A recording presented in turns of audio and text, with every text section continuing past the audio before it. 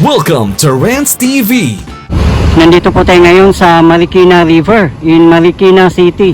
Dito po tayo mismo sa Marcos Highway. At mag-update po tayo dito pati sa may Marikina River banks.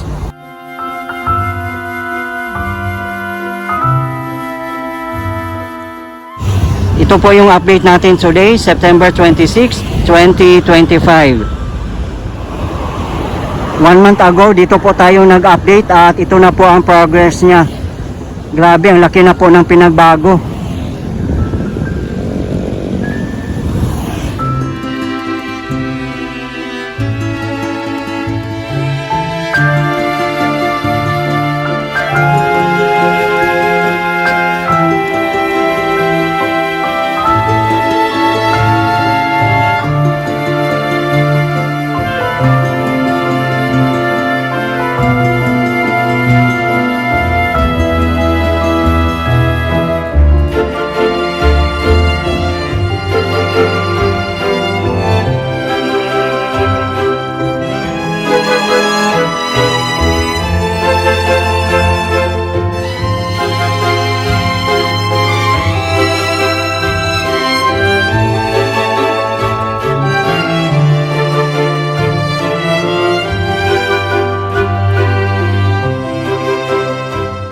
Sa mga hindi po nakakaalam, ang contractors po dito ay Toyo Construction Company Limited at Shimizu Company.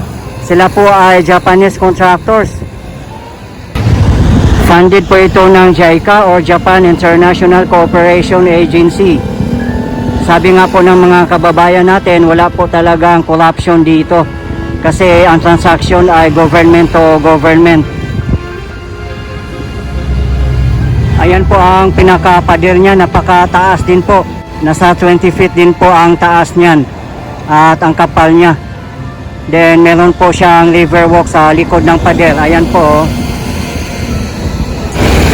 Ayan po ang pinaka-pader na nakababad po sa ilog. Maganda nga po ang sheet pile na gamit nila kasi may kasama na pong I-beam. At napakahaba po niya, nasa 18 meters.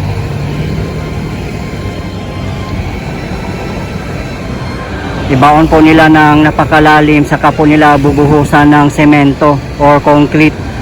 Kaya matibay po talaga. Ayan o, merong pader dito na nakababad sa tubig. Tapos merong river walk, then saka pader. Ayan o, nakita nyo naman po ang pinakapader niya na tad-tad po ng bakal.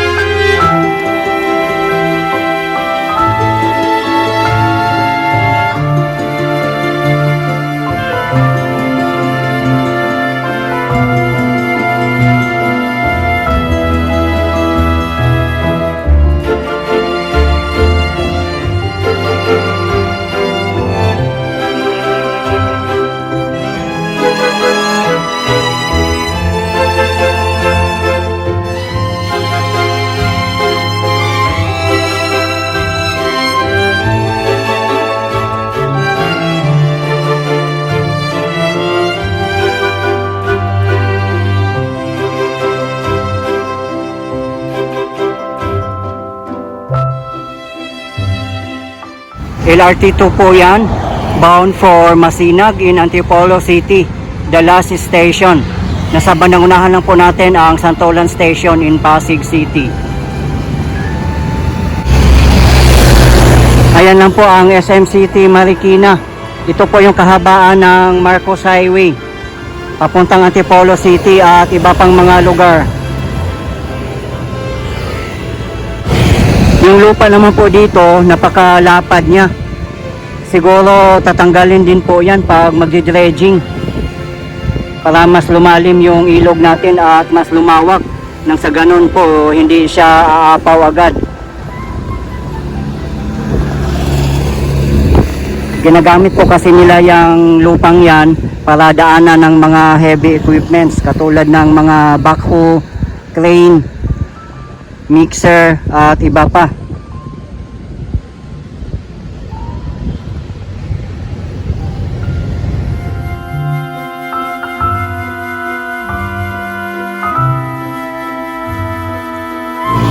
Diyan naman po na side, hindi pa po nasisimulan yung bagong flood control project.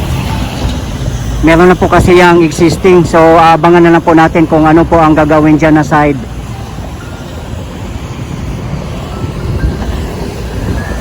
Ayan naman po ay bound for Recto in Manila, the last station. Maulan na araw po ngayon guys kasi may bagyong Opong. Malakas daw na bagyo ngayon.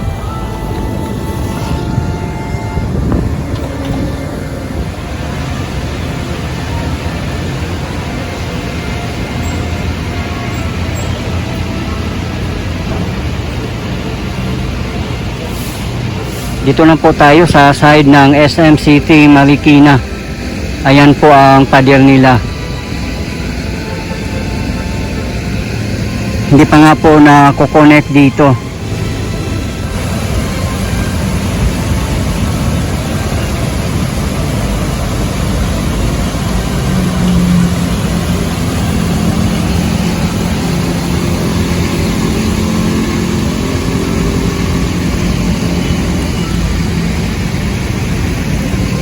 Ayan po sa tapat natin ang Marikina River Banks.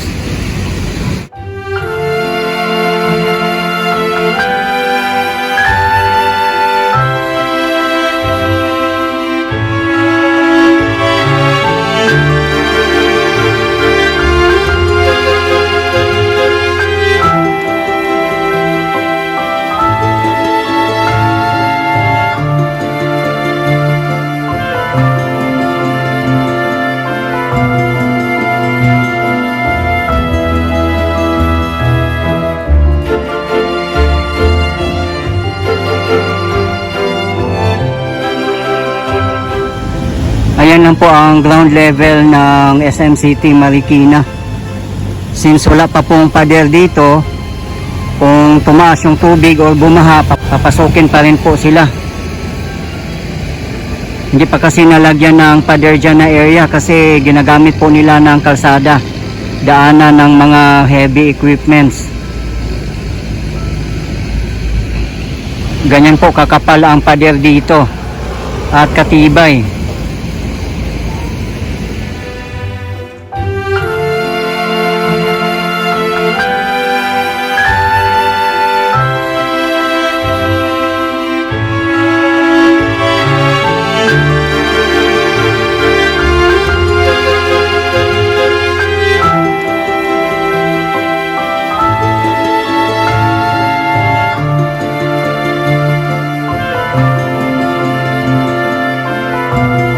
Diyan po sa opposite side natin, meron na pong existing flood control dyan.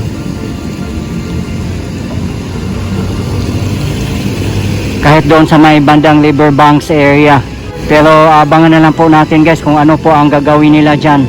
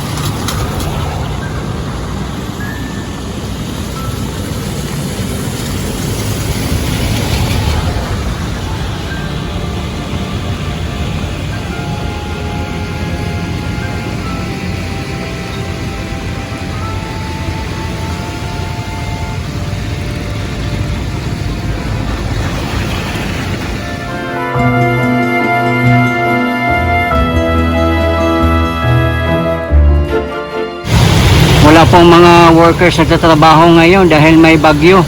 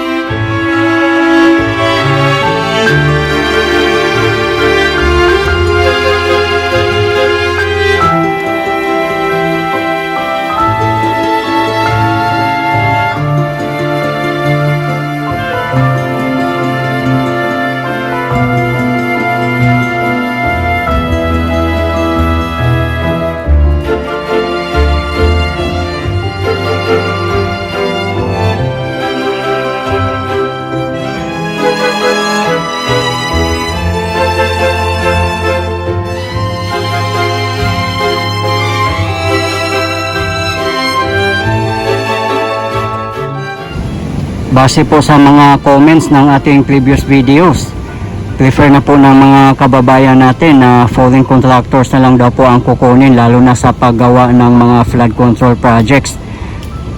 Kasi nawala na po sila ng tiwala sa mga local contractors natin dahil sa napakatinding corruption sa DPWH.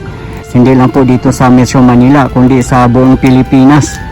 Kaya masyado po talagang nakakalungkot at kawawa yung mga kababayan natin na nakatira sa mga flood prone areas. Hindi pa rin po maibsan ang kanilang pangamba, lalo na po ngayon may bagyong Upong na napakalakas daw po nito. Sana nga po matigil na ang corruption at matuldukan na po.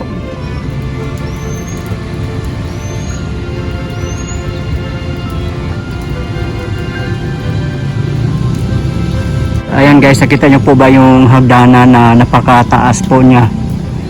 Kasing taas din po siguro ito sa may Tumana at Malanday area na flood control. Nasa 20 feet o mahigit pa.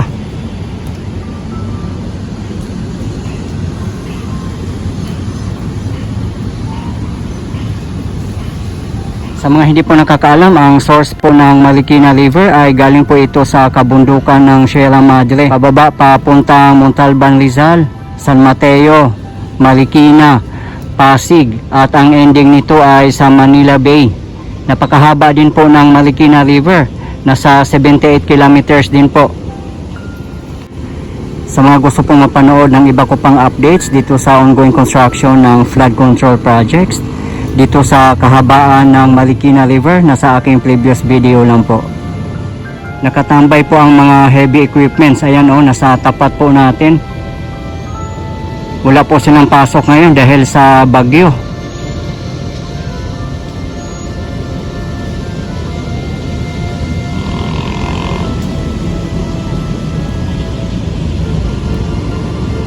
Siguro kung matatapos na yung flood control dito na area, magkakaroon siguro dito ng bridge para madaling tumawid doon sa SM City Marikina.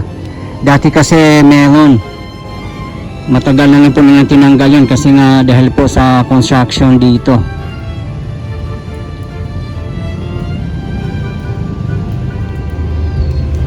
Ayan lang po sa tapat natin ang Provident Village Flood Control Project.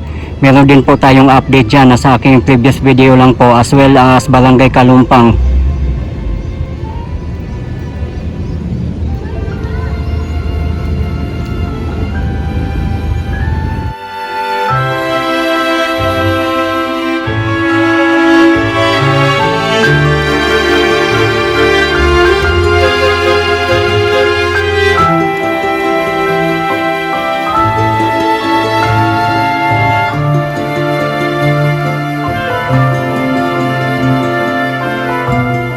Yun naman po mga matataas na building na sa tapat natin ay Eastwood in Quezon City po yan. Ayan po ang Riverbanks Mall. Quiet nga po dito ngayon.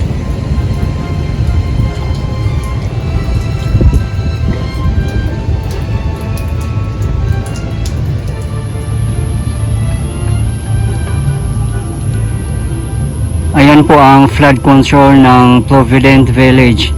Napakataas din po niya.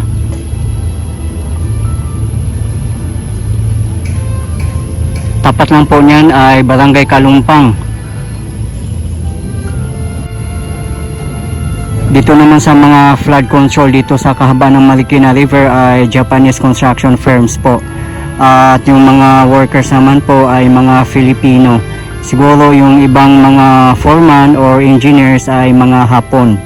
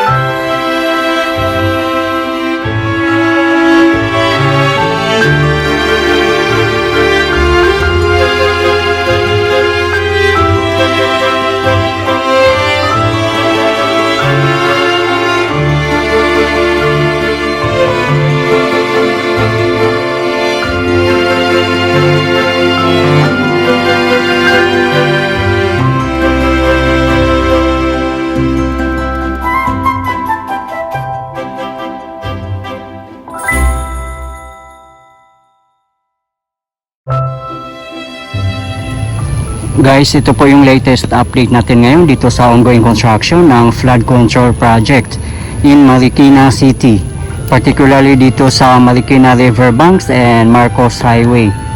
As of today, September 26, 2025. Maraming salamat po sa patuloy yung support at panonood ng aking mga videos. I really appreciate po. At hindi po ako magsasawang i-update kayo, lalong-lalo na po sa mga government infrastructures. Mabuhay ang Pilipinas! Okay guys, thank you for watching and keep safe everyone.